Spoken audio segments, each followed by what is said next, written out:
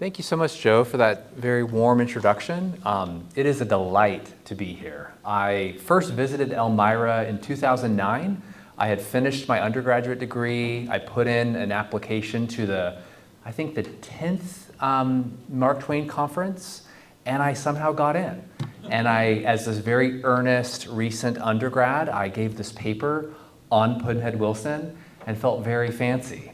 And so it's kind of lovely to circle back at this moment. Now my words for today, my talk, is from this new project I'm working on that is thinking about the relationship between mental health and sexuality in the 19th century.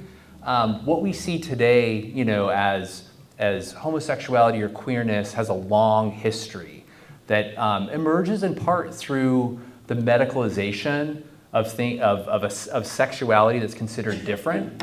And so I'm trying to chart that path from the 19th century on. And a word about this talk, there are some events I'm going to mention in this paper that are pretty sensitive in terms of like sexual assault, in terms of violence. And so of course, if anything is like, oh, this makes me uncomfortable, please, I would not be offended if you stepped out or anything, to kind of just listen to what is like, what you're comfortable with. And I don't say that to be like, this is going to be a really intense paper, but more just, yeah, pay attention to, you know, what you need. In the late spring of 1868, the body of Cornelius Holmes was found bludgeoned to death in some woods nearby Plymouth, Massachusetts. The accused, Samuel M. Andrews, counterclaimed that his one-time friend had sexually assaulted him, leading Andrews to bash stones into Holmes's head, killing him. The sudden onslaught of Andrews' violence seemed to evince what the trial record claims as his temporary insanity, or mania transitoria. This diagnosis is suggestive because Andrews apparently had no memory of the events, though he did, through the course of the trial, accuse the deceased of having made previous unwanted sexual advances. Indeed, the printed trial record became quite lurid and salacious in its details, using brackets to expurgate descriptive references to sodomy. What does it mean for insanity to be temporary? And how does that time-dependent definition shape notions of will, agency, and the self? In my remarks today, I will think about the significance of having sex and sexuality visible through the sudden onslaught of insanity that leads to manslaughter. Between the stories in the larger book, I sort of bring out Herman Melville's Billy Budd and Claggart's death at the hands of Billy Budd, and also a reading of Mark Twain's Tom Driscoll abruptly stabbing his uncle. But this larger project I'm working on investigates how acts of suddenness, when it comes to presumed mental instability, suggests a type of hidden interiority that can erupt at any moment.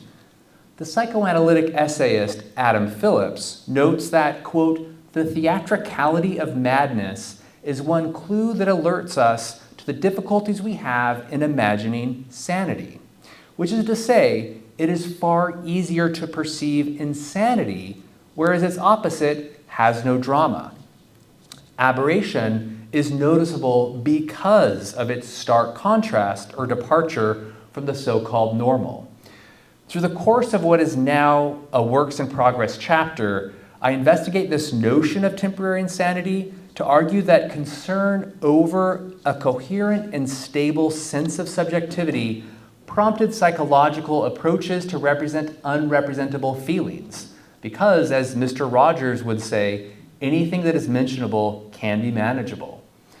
One part of my overall argument is that the study of these, what I may call iceberg feelings, coalesced into what became recognizable as homosexuality. Mania transitoria, I argue, offered a mode to dissect and understand how compulsion led to an unraveling of selfhood, explaining the unexplainable and putting into frame a set of issues that surround the unmentionable. I'm thinking of mania transitoria as a compulsion, but not in the Freudian sense stemming from his analysis of Ratman, which appeared in that case study as a treatable obsessional neurosis, but rather as a clean break from the possibility of analysis, an abruptness that is irrevocable in its material reality. At least, that is how mania transitoria came to signify in the 19th century imaginary, as the science of biological inheritance joined forces with theories of abnormal psyches. The term compulsion derives from words signifying drive or urge, which places it in the realm of interior will and even instinct. I'm interested in this imperative of suddenness and forceful inevitability as a sign or token of this form of so-called insanity, and how this drive is connected to emerging biological notions of sexual instinct and inheritance. Compulsiveness has a long history as a therapy term to assess homosexuality and all other alternative sexualities, and it's particularly interesting to think about this theory of drives in connection to earlier diagnoses of sex as a form of difference. In colloquial parlance, we often hear the reference to "that's insane" when something is extreme and starkly noticeable. If we monitor our language, we might find ourselves using this phrase or word when someone tells us an outrageous story, or when we express how certain events or experiences are not entirely comprehensible.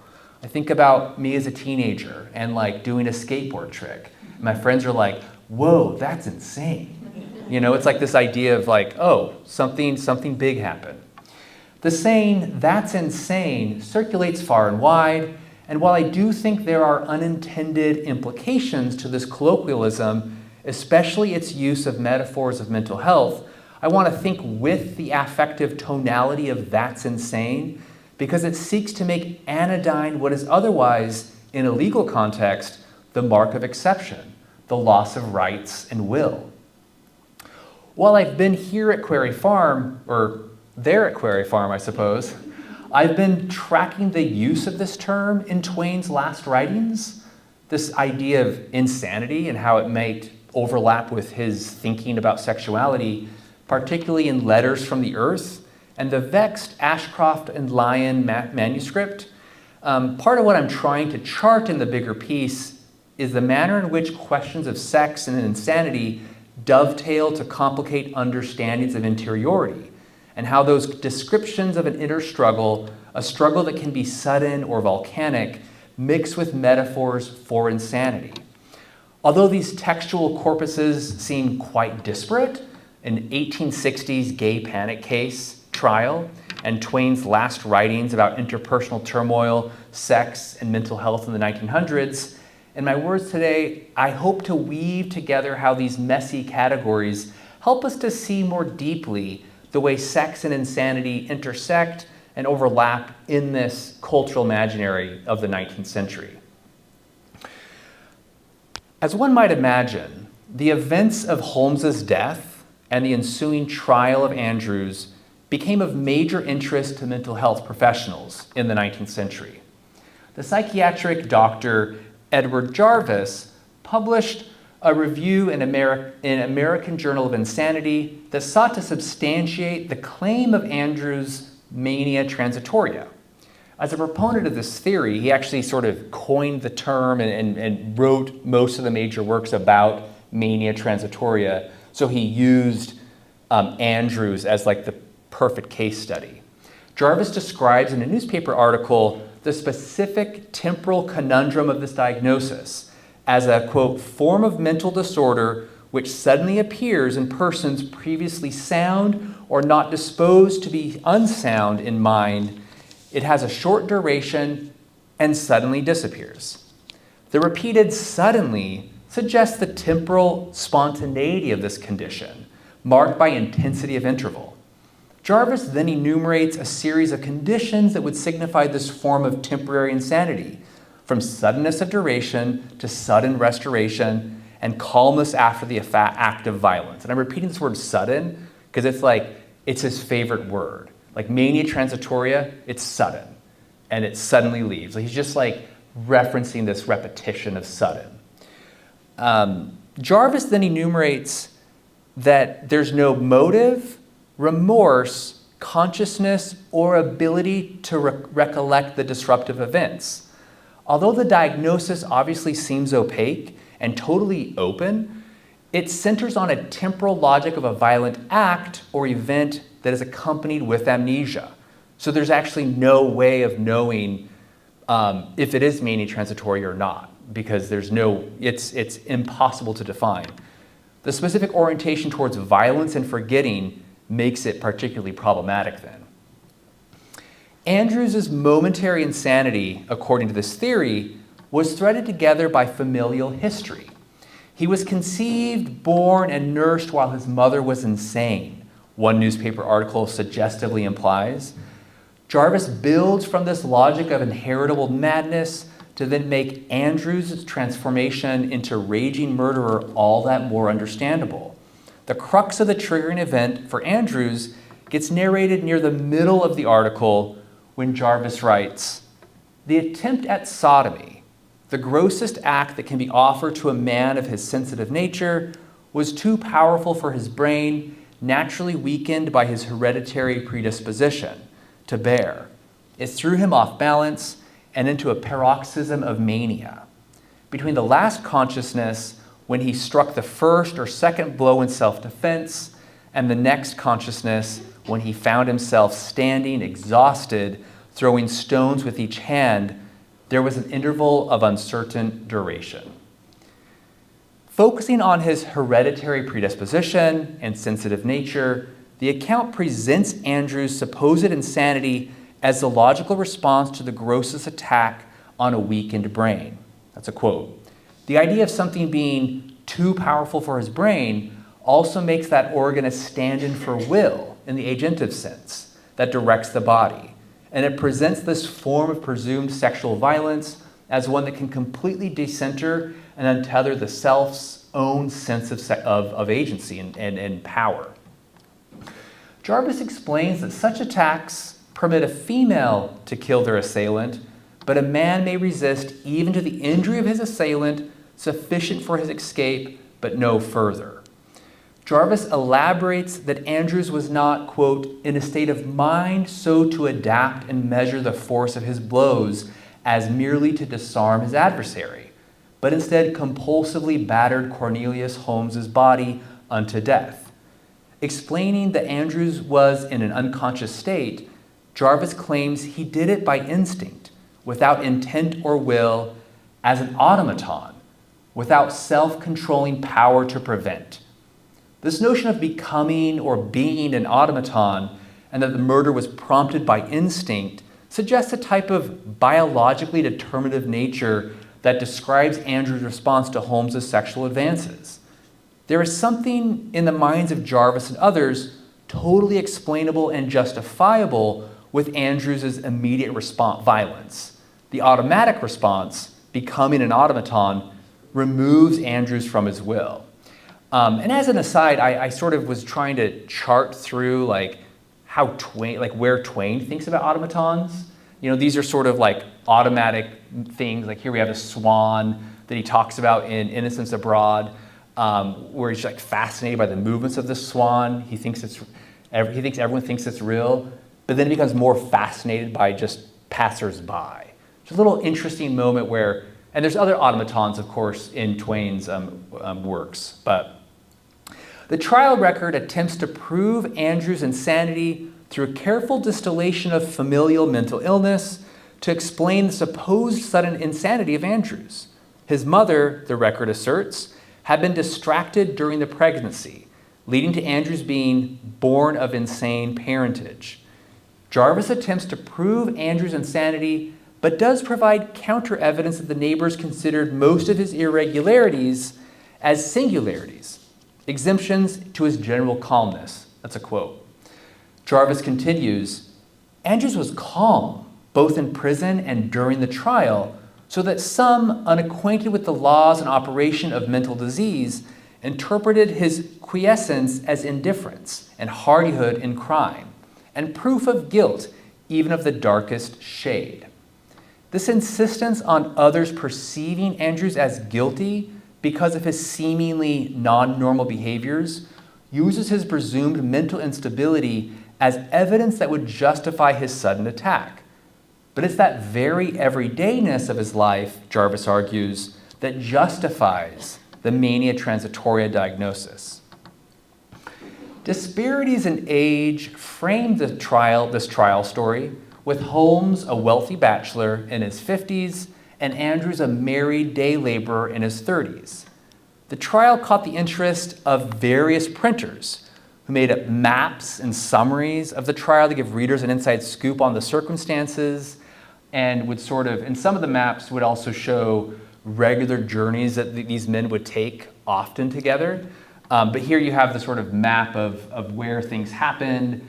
I know it's a little small there, but it's curious how this event begins to create all these materials that people want to read and then sort of see the map and almost become detectives themselves. These men, as I mentioned, had often traveled together, and the older fellow presented gifts and monetary necessities throughout their 16-year acquaintance that, for some villagers, appeared something like a relationship.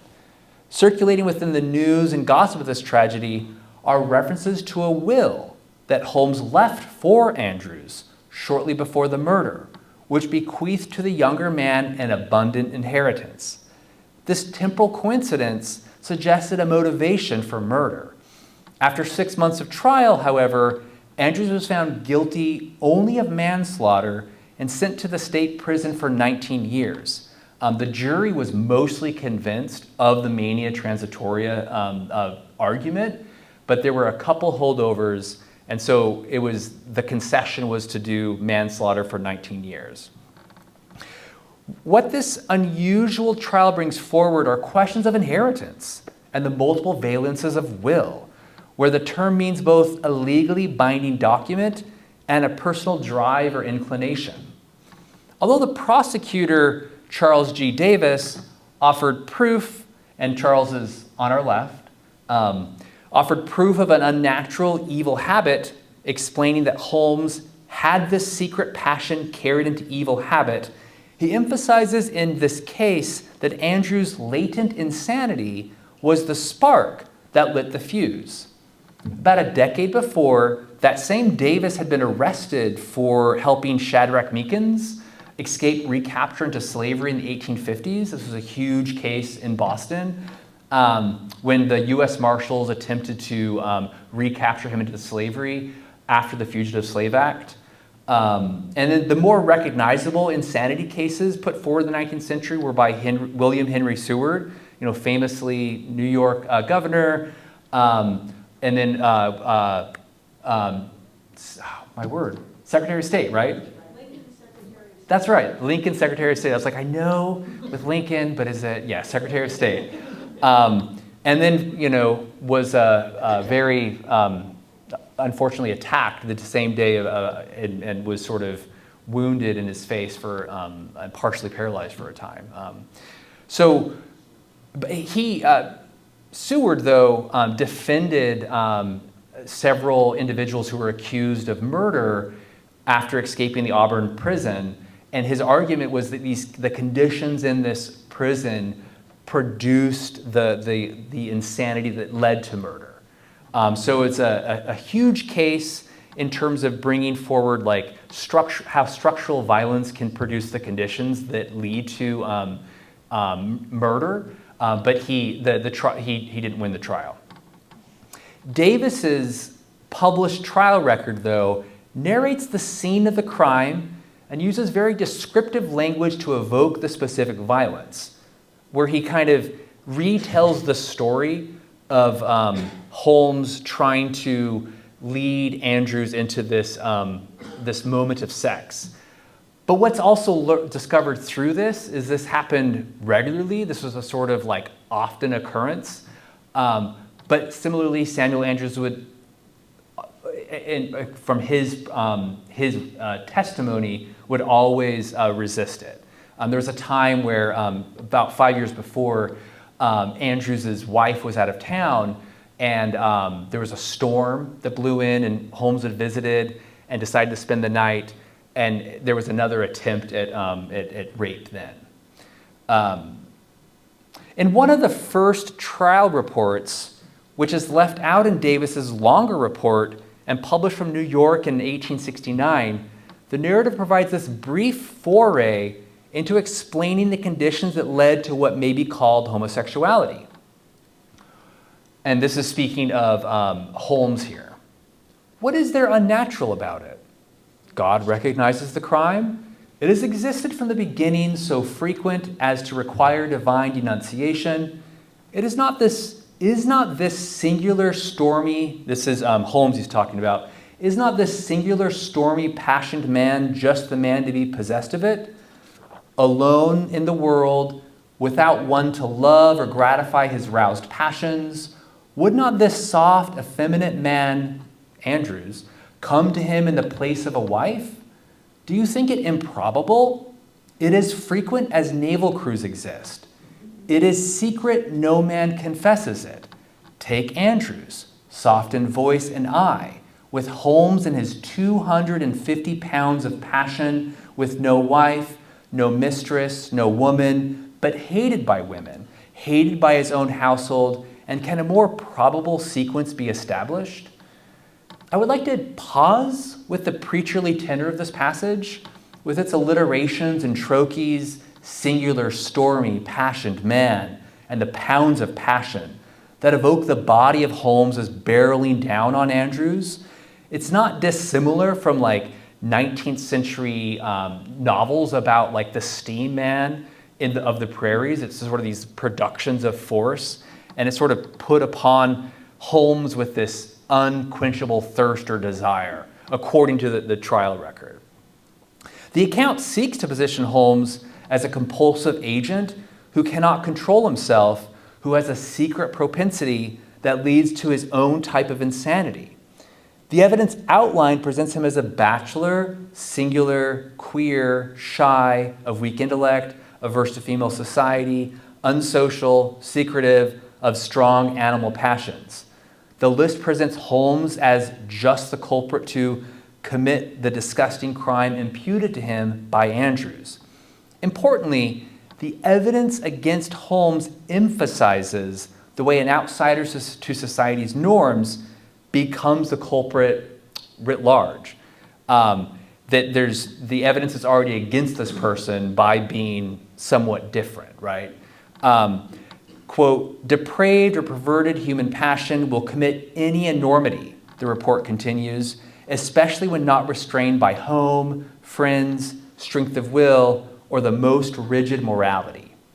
And the account emphasizes all of this and doesn't mention at all about the will that Holmes left for Andrews. So it's one of those moments of like, there's a lot going on here, where they're trying to really paint a character assassination of this individual, withholding this kind of important detail that a will was left by Holmes to this person, and Holmes is no longer around to sort of say anything.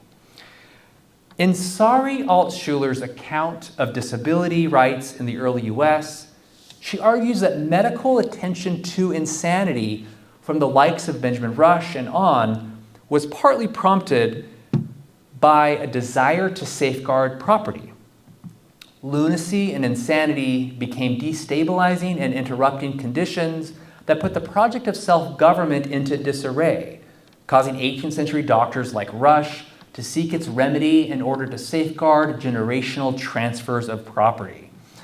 Altschuler notes a distinction between insanity and lunacy, arguing that the former was generally thought to be a byproduct of society's advancement, whereas the latter was structured on colonial relations. Most importantly, Altschuler configures the way society produces the conditions of different modes of body-mind capacities and abilities in order to regulate who and how differently abled individuals can become responsible by law. There's another connotation for will that I would like to unpack, which is the legal document connected to both property and posthumous desire. A legal will bequeaths property, but also functions as a spectral hand beyond the grave that steadies that property, facilitating desires transcribed or written within the confines of what is considered legal sanity. Insanity within this jurisdiction disqualifies one from participating in extending desire beyond the grave. If one is non-corpus mentis or not of a sound mind, that legal description places one beyond the prerogatives of having control over an estate. Of course, who and how one qualifies for this status is framed through racial and gender norms. In Maladies of the Will, this other book I'm mentioning up here on the board, Jennifer Fleissner explains how the notion of will is given a simply positive connotation within secular morality, noting that terms like habit and addiction emerge in ways that degrade that sense of interior sovereignty. What this seems to suggest is how will and agency function within the context of a positive good, a capacity that law seeks to enshrine and safeguard. But there is, of course, a problematic form of will that is designated as willful, a term often used to describe actually Jean Clemens, the youngest daughter of Sam and Livy, who after experiencing a variety of new treatments throughout Europe to address her epilepsy, quote, agreed to the sanatorium at Katona sight unseen, as American Studies scholar Karen Lystra notes. Lystra continues, Jean recognized that her family, Clara and her father, were glad to have her out of the way, this is a quote from her diary, and therefore relieved of the presence of an ill person. I am sure that they must feel so. Lystra offers a sympathetic portrayal of the living daughters in such a manner that positions the literary secretary Isabel Lyon as a type of usurper, one who ends up receiving the brunt of animosity due to concerns about legal inheritance and Clemens' power of attorney, which Lyon secured in the May of that year in 1809. I forget the year. This is an important detail, though, but I'll return to after a brief segue. I wanted to I know it's a really abrupt shift from like Holmes to suddenly like now talking about Jean and epilepsy. But in some of my work, I sort of think about the way the cultural imaginary in the 19th century configures certain types of mental differences or bodily differences. Epilepsy was often sort of considered associated to some form of a sexual nature in some manner. It's unclear how, but here are some images of these magnetic belts that they would sort of like sell to try to encourage people who sort of have these different bodily concerns to wear to subdue. And they don't promise healing, but they promise a sort of regulating of something like epilepsy. The questions of will, and I kind of want to also just touch on this a little bit too. This is from this really popular medical doctor, and on the screen here you see this newspaper that will depict like an ill body, and then his treatment will transform it into a healthy body, right? And it's like these pretty intense images as you look at them. There's like signs of debilitation, signs of unwellness that this doctor sort of promises to miraculously cure, right? And so I guess I think that there's so many ways in which these sort of like promises to be whole or healed are always there, but in the 19th century it seems to be such a draw to like fix the body in some manner. In the larger project, I look at all of these other sanatorium narratives and texts that are written by people who were either forcefully put into a sanatorium or an asylum or thought that it was the best place for them to go. And I kind of unpack questions of will through this. I'll just kind of touch on, this one's called 15 Years in Hell, and it's actually written by a guy in Indiana.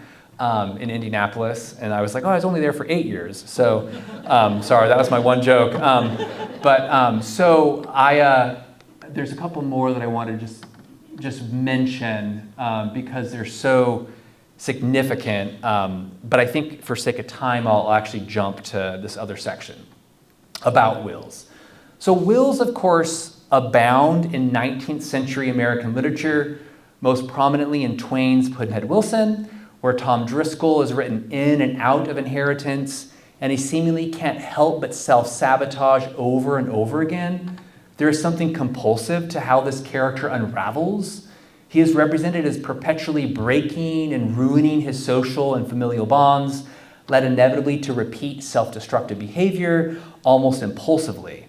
When the botched attempt to rob his uncle leads to murder, the natal autograph intervenes in the story and asserts Tom's bodily legibility as superseding his agency, as speaking forth a truth that he and Roxy would rather have buried. The details in this novel become particularly suggestive when put into relation to the legal case of Samuel Andrews' conviction.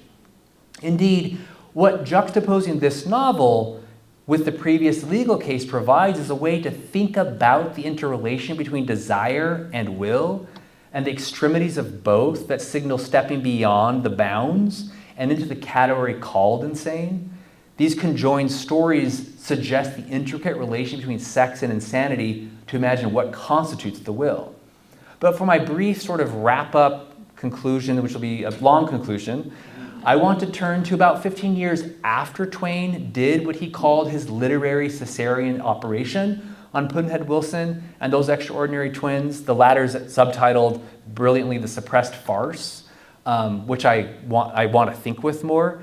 I learned that from Benjamin Griffin's recent authoritative edition of Pudd'nhead Wilson. So it's these two books. Twain originally wrote them as one, and then was sort of told to separate them, or kind of decided to. And this editor on the Twain papers in Berkeley did an authoritative version, and it's really interesting, the insights from that. And I want to put that into reference to how Twain is thinking about insanity and sex in both Letters from the Earth, the sort of posthumous text that his daughter didn't want to see published, but was eventually published in 1960s, and the Ashcroft Lyons manuscript. As I mentioned earlier, these are some of the texts that I've been focusing on while here in Elmira, trying to piece together a larger story about mental health and sexuality. So these thoughts are necessarily unfinished, preliminary, and open to your insights. Although the collection called Letters from the Earth stretches throughout the last half of Twain's decade, the titular story, where Satan writes letters back to heaven about God's experiment with earth, was written after the interpersonal turmoil of the Lion saga. His first biographer, Albert Bigelow Paine, notes that Clemens allowed his exuberant fancy free rein, being under no restrictions as to the possibility of print or public offense. He enjoyed them himself, too, and as he read them aloud, and we laughed ourselves weak over his bold imaginings. The literary historian Gary Scharnhorst places the composition of what he calls this satirical epistolary novel in Bermuda in 1909. I'm interested in thinking about this notion of Clemens being unhindered, feeling exuberant and fancy-free, to articulate a series of thoughts and ideas that he would presumably be less inclined to subject to public viewing. But I do think it is biographically important to think of them after a series of interpersonal tragedies and travesties about questions of sex that adhere around his representation of Isabel Lyon. I'm somewhat loath to requote this, but in a letter he did send to his daughter, Clara, 1 month before he died, he calls Lyon, who had been a secretary, a transcriber, a sort of confidant in different ways. He calls her a liar, a forger, a thief, a hypocrite, a drunkard, a sneak, a humbug, a traitor, a conspirator, a filthy-minded and salacious slut, pining for seduction and always getting disappointed. Poor child. So I want to place that depiction of sex to one side as its resonances will come forward here shortly. So, and I have to just say, I've been reading so many of the sort of biographies about the latter years of Sam Clemens, and I'm really taken by Laura Scandera Tremblay's account. In fact, I was telling my dear friend Katie, who I made come here, and I would just kind of get really emotional, like thinking about this sort of the inner turmoil that was going on, and then like how to talk through and process like traumatic events that happen that get indexed in some manner. So after a brief foray into the Creator upon the throne, Letters from the Earth presents the missive Satan writes back to the angels in heaven about the happenings on earth, commenting on the irregularities of this initially whimsical creation that transforms into a petri dish of disease that gets disinterestedly observed by a sadistic deity. Satan begins by noting how the people are all insane. The animals are all insane. The earth is insane. Nature itself, insane. This reference to insane is used both to mark difference and to signal that difference is insurmountable. Now, just kind of jump a little bit.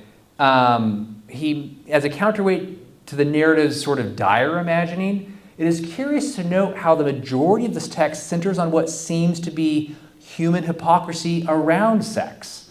Quote, "From youth to middle age," Satan asserts, "all men and all women prize copulation above all other pleasures combined. Yet it is actually, as I have said, it is not in their heaven. Prayer takes its place." Within this queer heaven, as he calls it, that humanity has created, all the desires for sexual intercourse get sublimated into something imagined as stale and useless. There is no sex in heaven, whereas on earth, humankind is desperate to practice and perfect its arts before entirely slipping away into a gendered disrepair. A variety of other observations around sex emerge, and then a metaphor of a candle and candlestick takes place that allegorizes the function of heterosexual intercourse, where the softening of the phallic symbol is deployed for humorous commentary. It's all very humorous, and it sort of parallels Twain's earlier sort of men's-only lectures on masturbation. But the curious openness about specifically female sexuality here in this longer passage kind of offers a sort of counterweight, or this thing, to what he says about Isabel earlier, right? So in this larger passage, he writes, "As competent that women are ready for sex, as competent as the candlestick is to receive the candle. Competent every day, competent every night. Also, she wants that candle, yearns for it, longs for it, hankers after it, as commanded by the law of God in her heart." There's something that's kind of confessed here, something that echoes from the above-mentioned letter that calls Lion a filthy-minded and salacious slut, pining for seduction and always getting disappointed, poor child. I haven't really made the connections yet, but I just feel like there's a there. So Max Cavich argues that Clemens, he says, had already discovered the benefits of the psychoanalytic talking cure for himself, recognizing that there was method in the seemingly random associative process of saying aloud to a receptive, non-judgmental listener whatever comes to mind. He had begun his sort of autobiographical transcriptions with Isabel Lyons, and they've been sort of now produced into these amazing tomes through the Mark Twain papers. And I've been just poring over them while I've been at the Quarry Farm. I had just thought this would be kind of cute. But I've been so just like overwhelmed by the amount of stuff to work through. You know, like there's so much that Twain left in this autobiography that it's almost like you don't know how to approach it. It's just overwhelming.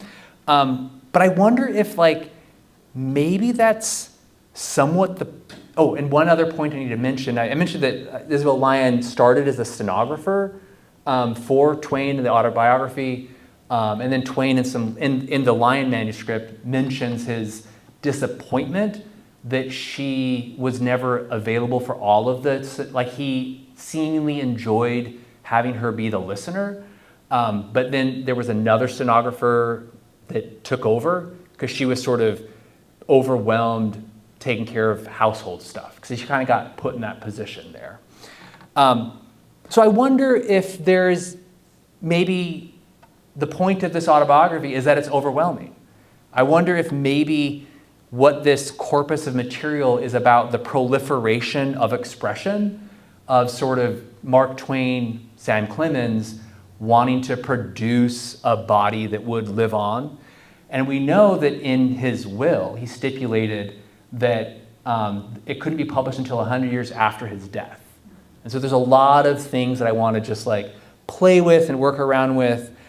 But I kind of feel like it's also important that the person that he spoke a lot of the early parts to, Isabel Lyon, is sort of considered. So that's kind of what I got to. I did have one little moment that I was going to mention. You know, Twain would often, at the end of his life, had this like bee in his bonnet about proving that Shakespeare didn't write his plays. And sort of Isabel Lyon always took that as like, oh, like kind of eye roll, like, okay, that again. And I kind of wonder if that's also part of the story of his desire to proliferate a bodily corpus into an autobiography. So thank you so much.